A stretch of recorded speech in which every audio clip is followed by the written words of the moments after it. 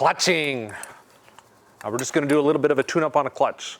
My clutch on my IQR 860 done blowed up real good, and snapped some bolts off, came apart, got screwed up inside the sled, and just detonated, boys. Just a real mess. So I went and got myself another clutch. This was a splined shaft clutch. This one here is a tapered clutch off a newer Etec motor. I think it's off a 12 or a 13. I'm just gonna go over it, change a few things out, and just show you what I'm gonna do. I mean, I am no clutching expert, but I do play around with them a little bit, and I've managed to make it work. So this is what you do. To separate these, especially when they're a tapered shaft, they're kind of on there pretty good. Just put your bolt in, do one of those. There are alignment marks on this clutch. I checked to make sure. Some clutches don't have alignment marks. You're gonna wanna make sure they do. Look, see right here. There's a little arrow right there. There's a little mark right there. There's a little mark right there. There's a mark right here. And there's a little mark right there. Everything is matched for your convenience. No idea what kind of shape this clutch is in. We're taking a look. No idea how many kilometers on it. I looked to see if it were scratched or, sorry, cracked, but I couldn't see any issues with that. It looks good. We're gonna clean that up a little bit before we actually use it. Now this half of the clutch is kind of okay, but we could mix and match later on to make things work with our old clutch. We're not gonna do that today. We're gonna make sure that we use all the components that came with this clutch, because it's balanced that way. And that's what you want to make sure. Now, this is what happens next. These come out. You got these little pucks in there. I'm going to try to do this. These are little clutch puck grabbers. I don't know what they call them. That's what I'm calling them here today. There's one. Because if you pop these out, if you just lift it, especially if you're working on your dirty garage floor, those little things are going to go flying. Springs and O-rings are going to go whipping all over the room too. It's going to be a real mess. Not saying that this is still not going to happen, but you never know. There we go.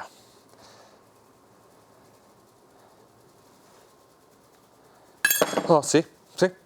See what I'm talking about? Anyway. Yeah, that's usually what happens.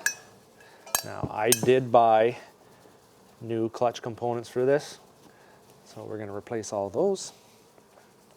I'm just gonna leave those on right now, just because, see if they last. Now the ramps in here, I wanna make sure, I have no idea if they're the same profile or the same number, but I can look, you can look on here. Your ramps have a little number right on the side of them. It's Skidoo part number. Can you see that number? Yes. What does it end in? 545. 545. What does this one end in? It's actually, it's okay, they're good. So that's all right, actually. I don't have to change my ramps. But if we're gonna change the ramps, this is what we'd do. We just use our socket. I think that's a 3/8 or a 10 mil. You just undo these, wrap them out, pull your ramps out, and replace them. Now, they do sort of move around a little bit. That's what these quick clickers are for. And if you notice on stock clutches, and you guys will know this, you'll see that bolt has some numbers on them. 1, 2, 3, 4, 5, and 6. That's for positions depending on your day and what kind of conditions you're riding. If you're noticing that your sled isn't really getting the RPM that you want, you know, your sled's supposed to ride at about 8,400, depending on the model, 8,100 for some, 86 for others. You can change your clicker settings, and it just sort of moves the angle of the ramp, and it'll help you either get your RPM up or down. And it really does work. It makes a big difference, especially if, you know, you've got a trail sled and all of a sudden you're playing in some deep powder, you want to have some fun. You're going to want more RPM, and that's the way that is. So you just change that bolt. You loosen this off, change the setting on that. They're kind of a cammed bolt. This one here, we've installed quick clickers. I have a video on that, of course, and you just change that around, and it moves the ramp angle. Push that in, twist it around, and that's it. Can you see how that moves? They are nice. They work really quickly. Well, they're quick. Right? Makes sense? They just help when you're on the trail or out playing in the snow. You can just make a really fast adjustment. Bang, they're done. So I'm going to pop these out, and I just want to see where that leaves us. Get out of there. Get out of there. These ramps are in great shape, actually. Oh, they're worn a little. I'm going to actually swap those out. I can feel little grooves in there. And these ones that I put in my old clutch are exactly, they were brand new. Yeah, I'm going to change those. Might be a few miles on those, don't know. Okay, so here's the look of our bolt. See how it's cam? That just sits on here. So when you move it, On focus. yeah. So when I move it, it just raises the ramp or lowers it. That's it.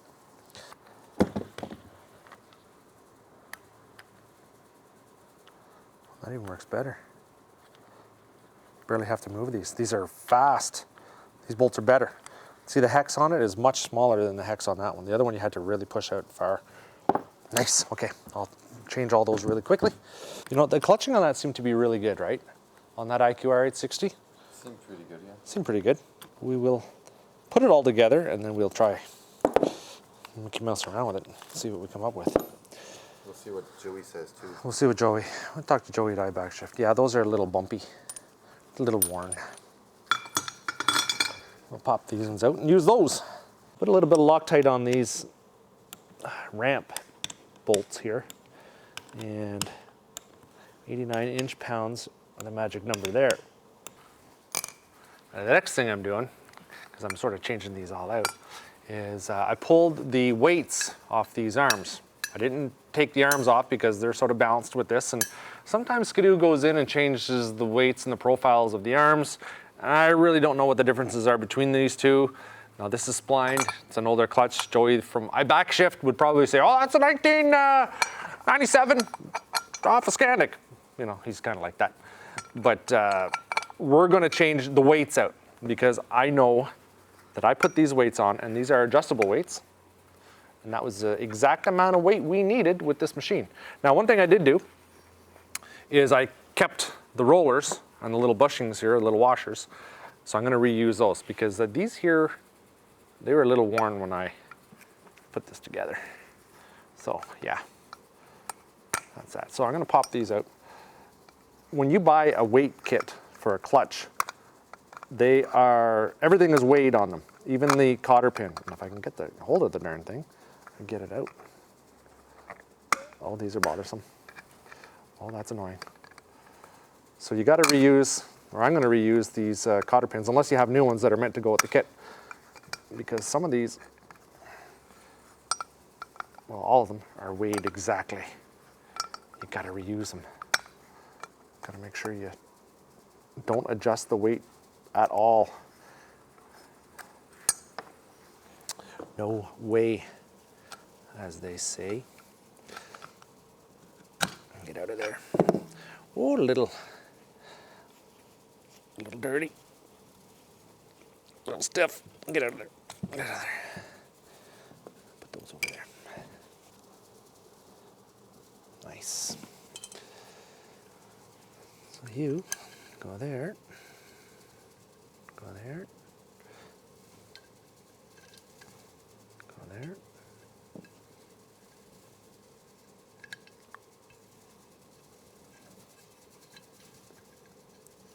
Get in there.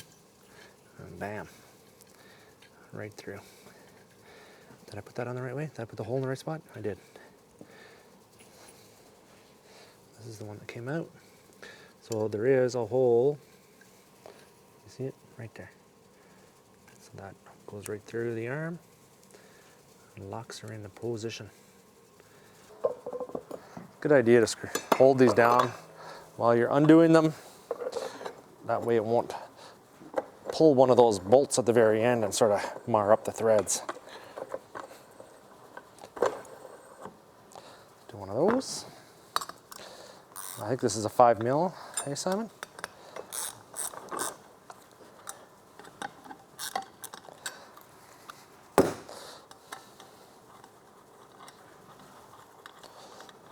And we'll take it out and we'll replace it with the spring that we used with this 860 big bore kit. Put that right there. Interesting. And release the spring pressure.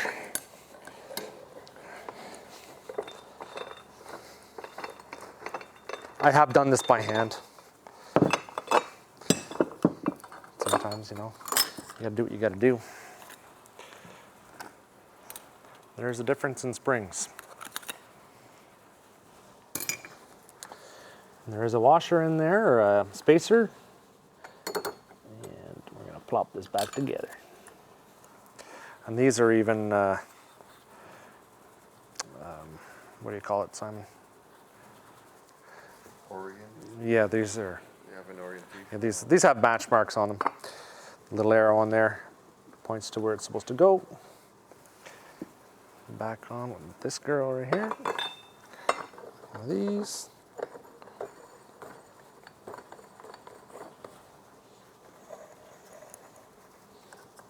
Get your rollers out of the way. Don't want to hurt anything.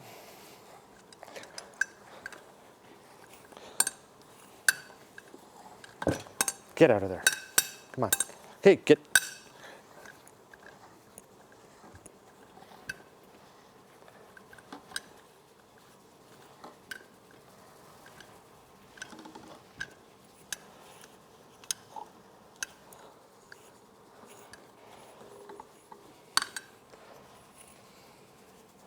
There you go.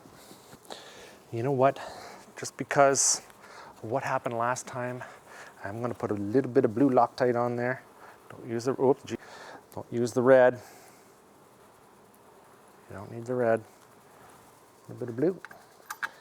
You go there.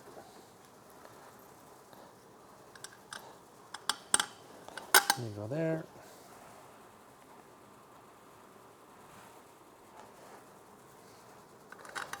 You go there. To torque these babies here up to 20. Well, 18 to 20. Which I'll be pretty close with this. There. Joey's probably going to watch this video and say, "You're not doing that right." That's why your last one fell apart. Yeah. Oh well.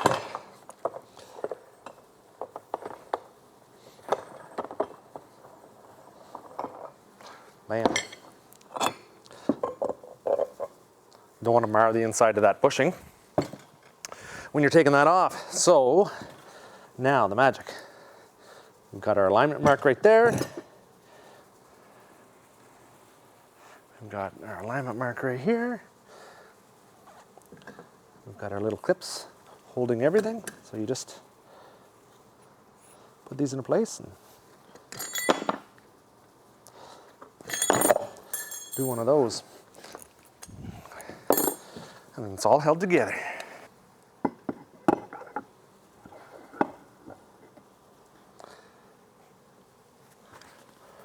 There we go. So our clutch is back together. I'm just gonna clean those faces and we're good to go. We're gonna put that on our IQR 860. That baby's back in action. Right on. Thanks for joining me, guys. A little bit of a rundown. I mean, easy peasy kind of stuff. A lot of guys have clutching issues. I get a lot of calls about clutches. You know, what do I do to make my sled better, run faster, do wheelies and all that kind of stuff.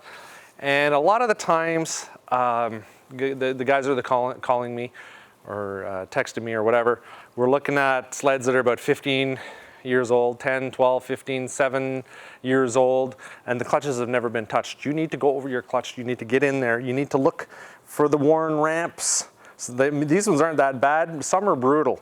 You know, you need to get in there and replace those springs. Any rollers that are bad, that clutch was in great shape. I paid 300 bucks Canadian for it. But you know, a lot of things wear out. Like if you can take this part here and rock it back and forth, or you can move your clutch around. You know, when you're going to go buy a sled, even grab onto that clutch and move it around. See if there's any movement in the crank or if there's any movement in that clutch itself. You don't want worn sheaves with a lot of ridges on them. It's not good. Just a quick little rundown. If you like my videos, make sure you give us a thumbs up and make sure you subscribe. Subscribing is really important. People like to see that kind of thing.